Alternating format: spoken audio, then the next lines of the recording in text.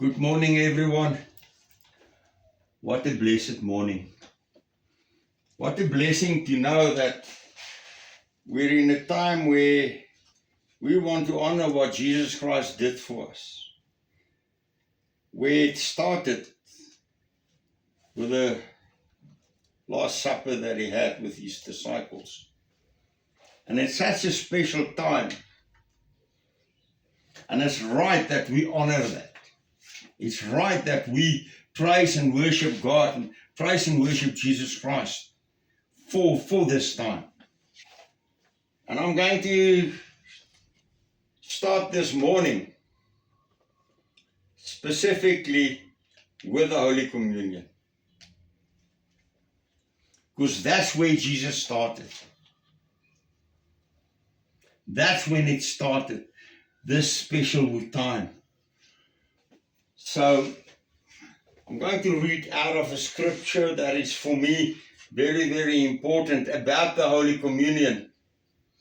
In 1 Corinthians chapter 11, from verse 23 to verse 31. 1 Corinthians chapter 11, from verse 23 to 31. And this is Paul sharing about the Holy Communion. For I received from the Lord,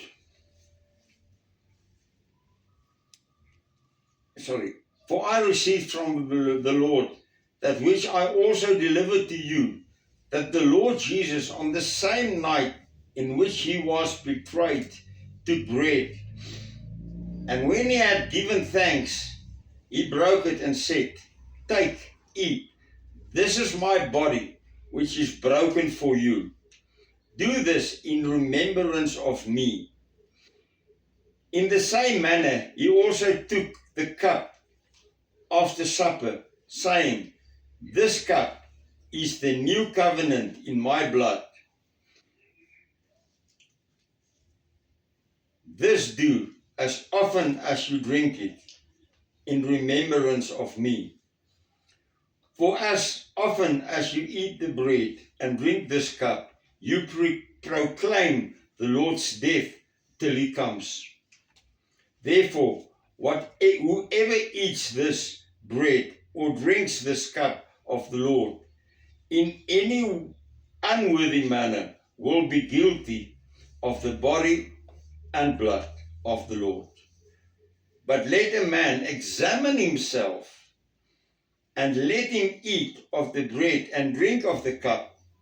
For he who eats and drinks in an unworthy manner eats and drinks judgment to himself, not discerning the Lord's body. For this reason, many are weak and sick among you, and many sleep. For if we would judge ourselves, we would not be judged. Right, Paul come and he says something very important. And that last part, the first part is very important. That we must have the Holy Communion. But there's one part that people forget.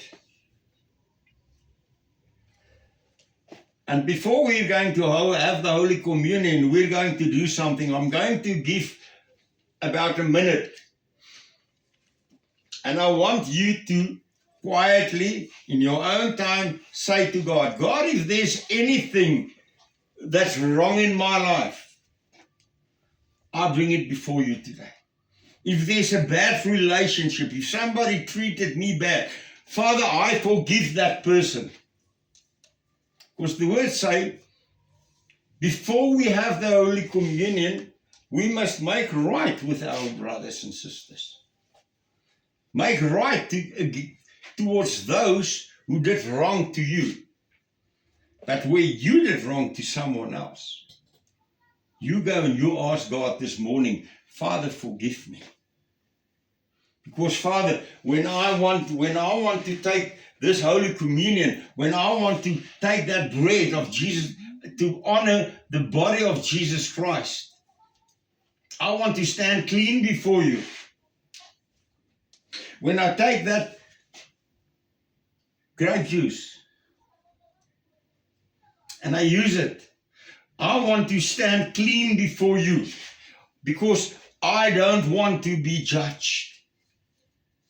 You see, it say there, that is why so many of you are sick.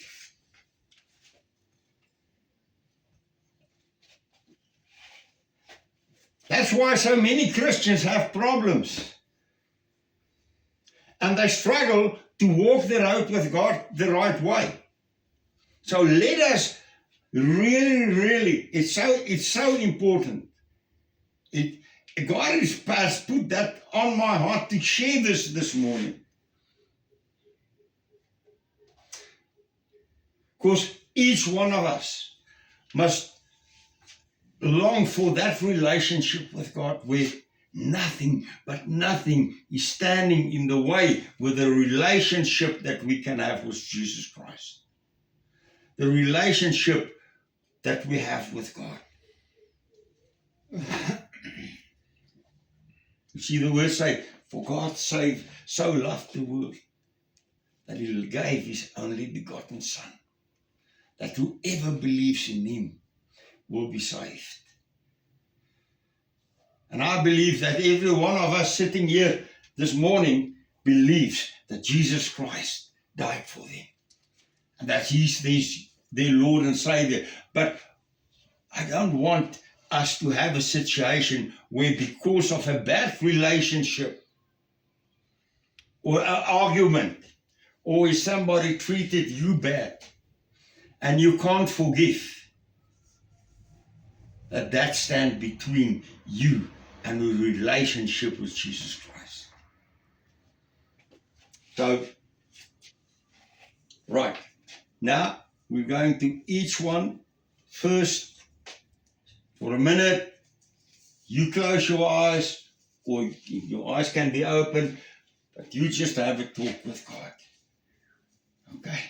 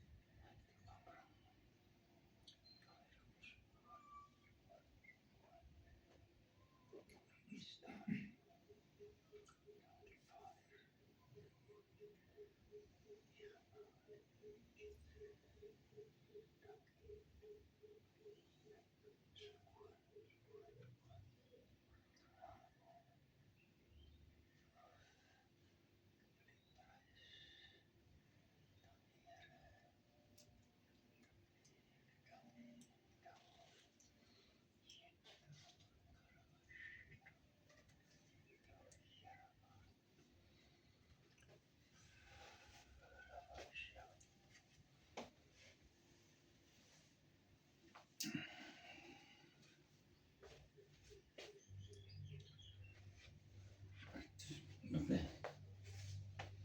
Right. Manna first the bread. The word Jesus came, he said, he took the bread and he broke the bread. And then he said, when you break this bread, do it in remembrance of my body broken for you. And I want you this morning, when you take that piece of bread, see it as the part of Jesus that was broken for you. Forget about the person next to you.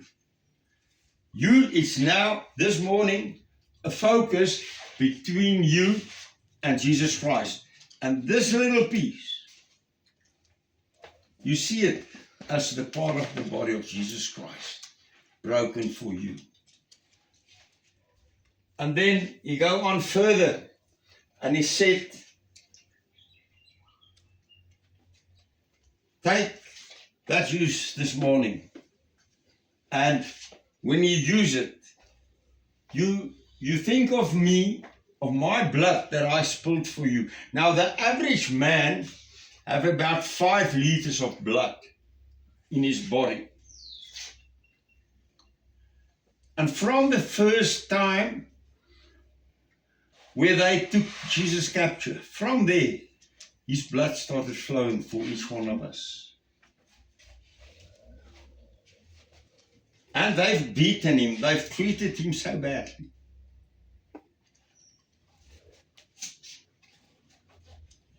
And today still his blood have power. Today still, in his blood, there is victory for us. So Jesus, thank you that we can, this morning, use this bread.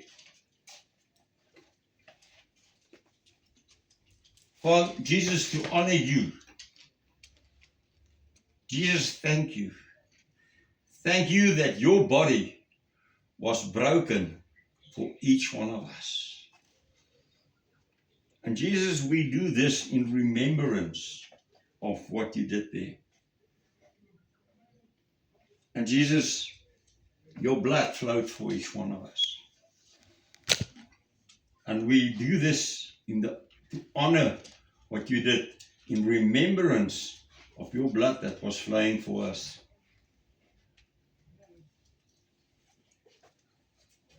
Thank you, Jesus, that because of your broken body and your blood that flowed, that we are set free. And that because of that, our lives will never ever be the same again. And we honor you for that. Amen. Wow. What an honor you were able to do this. And because of that, we can praise and worship Jesus Christ. Amen. Because of that, we can declare him the King of Kings and the Lord of Lords. And now we're going to go to the message. The word that God gave me for this morning. And the scripture I'm going to read is in the book of Matthew. Matthew 26, from verse 36 to 46. Matthew chapter 26, from verse 36 to 46.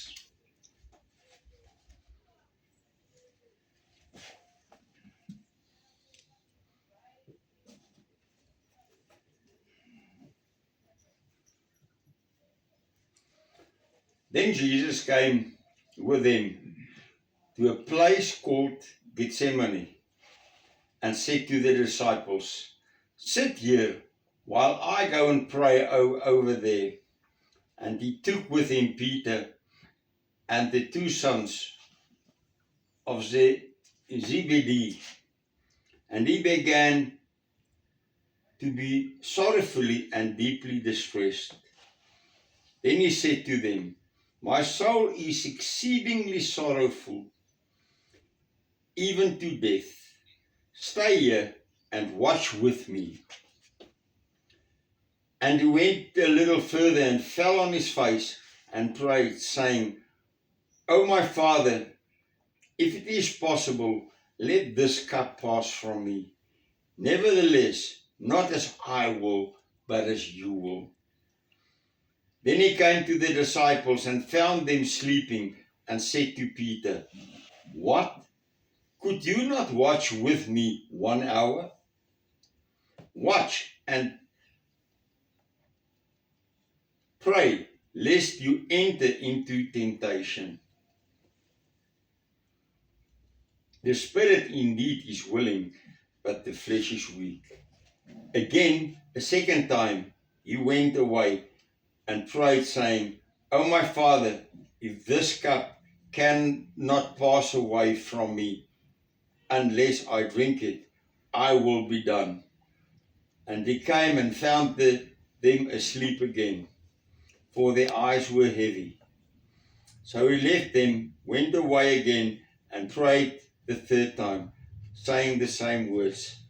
Then he came to his disciples and said to him, Are you still sleeping and resting? Behold, the hour is at hand, and the Son of Man is being betrayed into the hands of sinners. Rise, let us go. See, my betrayer is at hand. Now, in the word it say that when Jesus prayed, he was sweating blood. And I went and I Googled a bit and I did some research. There's a very rare condition called hematidrosis. Hematidrosis. Now it occurs when tiny capillaries surrounding sweat glands rupture. This is caused by extreme physical or emotional stress. And what then happens is blood and sweat start mixing. Now say here, stress. Jesus knew exactly what is waiting for him. He knew what happened when a person is crucified. He knew what pain is waiting for him. He knew how they are going to spit on him, beat him. He knew exactly. And that's why he went to God and he went on his knees. He said, Father, if it is possible, let this cup pass me. But Father, your will, not mine. Your will, not mine. Because he remembered that words. For God so loved the world that he gave his only begotten Son. And he knew that this is the only way that you and me and everybody out there and everybody from the past and everybody in the future can be saved.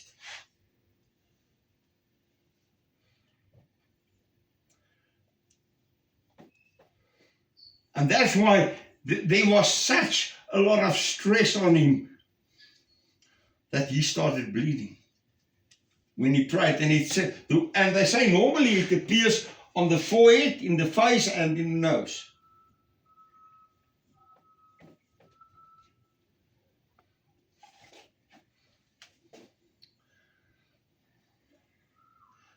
Not one of us have been stressed like that. Not one of us have ever prayed that the blood came out on our forehead or in our faces. Not one. And don't tell me you have not been stressed. Because all of us went through some stress sometimes in our lives.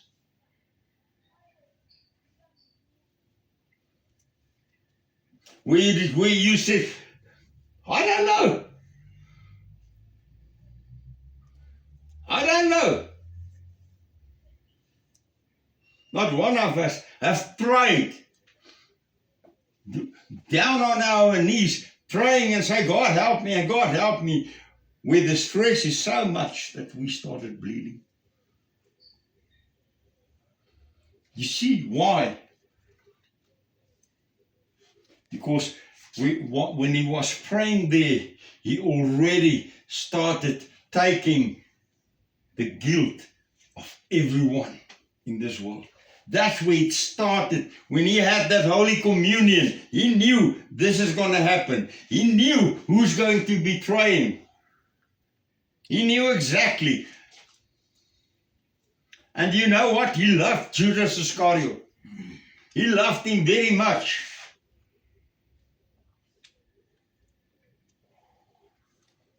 And even that was painful for him, to know that somebody that he loves is busy betraying him.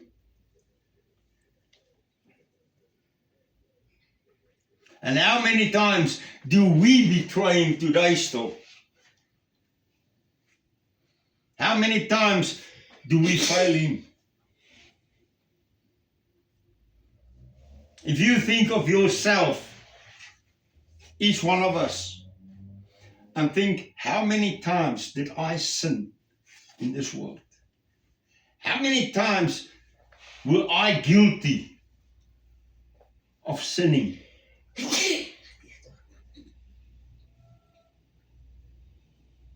And each one of that sin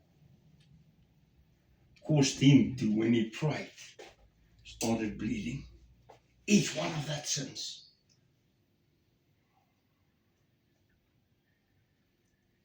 You know, he could have turned around there and said, God, no, Father, sorry, I stand back. No more. No more.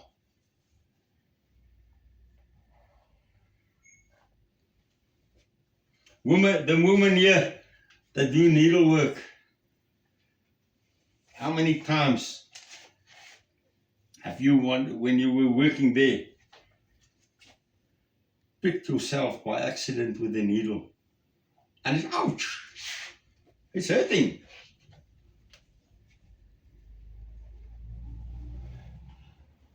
We as men and women, working with a knife, cut yourself by accident. It's painful. It's not a drop of what Jesus went through. Not one drop of what he went through. And he asked, what's interesting, he said to Peter and the two other disciples, wait here for me and pray. Pray over me. Because he needed somebody to pray that he will be okay. But what happened? They fell asleep. They did not pray. They did not watch over him. So what happened? He was standing alone. No support. No one coming and saying, I'm here. Jesus, I love you so much. I'm here. No matter what, I'm here. They fell asleep. And he prayed for an hour. He came back, he said, hey, why are you sleeping? Why aren't you watching over me? Because he knew, I'm standing alone, all by myself. And then he asked them again, pray, watch over me. Go back and he asked God again. He come back, he sees they're sleeping still. Again they're sleeping. He didn't even wake them up. Why didn't he wake them up? Because he knew it's no use to wake them up. Because he has to face this alone. He faced it alone for you and me. And how many times do he asks us today still, pray with me. Come and talk with me. Sorry, Jesus, there's no time now. I'm too busy. But I'll pray when I'm really in need. Then I will talk to you. But I will not talk to you other times because there's more important things.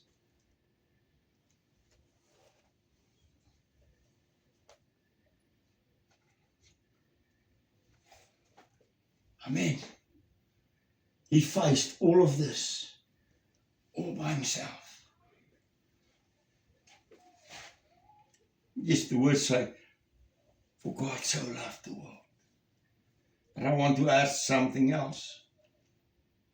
Jesus so much loved the world. Jesus so much loved you and me that he was willing to go through this. to say, here I am. Bring the crown of thorns.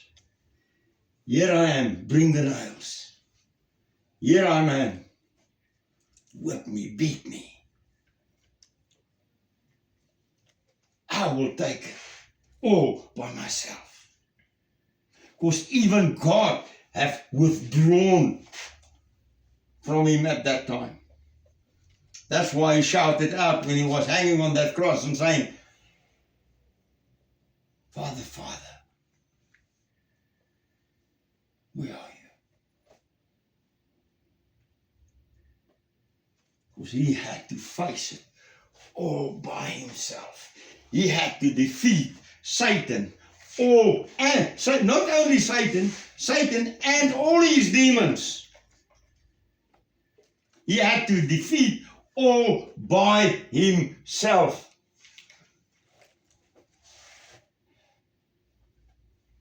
Because he loved each one of us. And he still loves each one of us. And every day he's sitting at the feet of Father. He's sitting right next to Father and he say, Father, I died for him. Father, that sin I died for, he's clean. I took it. And it started in that garden. And Father, I took it all by myself. I had no help. Nothing. Because I love them. And Satan, I love them. I died for them. You will not take them away. The words say, if you accept Jesus Christ in your life, the words say, and nobody will take you out of my hands ever again. Why? Because Jesus had you in his hand like this. He say, you are precious. You are special. That's why when I prayed, I was bleeding for you. And I want you to forget about the person next to you this morning. I want you to say this morning, thank you, Jesus, that you love me so much. Thank you, Jesus, what you did for me. And after that, then you think of the people next to you. Then you think of the people out there.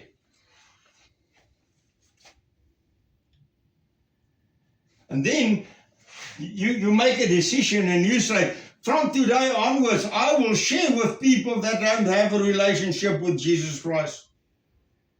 And I will say to them, Jesus faced everything all by himself so that you can be saved.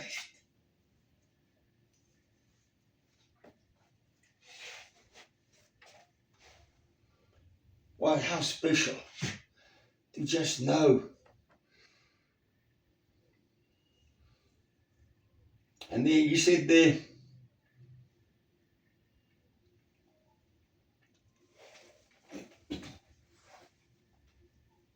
see, my betrayer is at hand.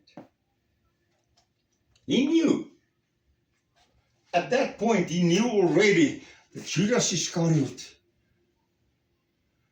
was already on his way with the soldiers to come and take him capture.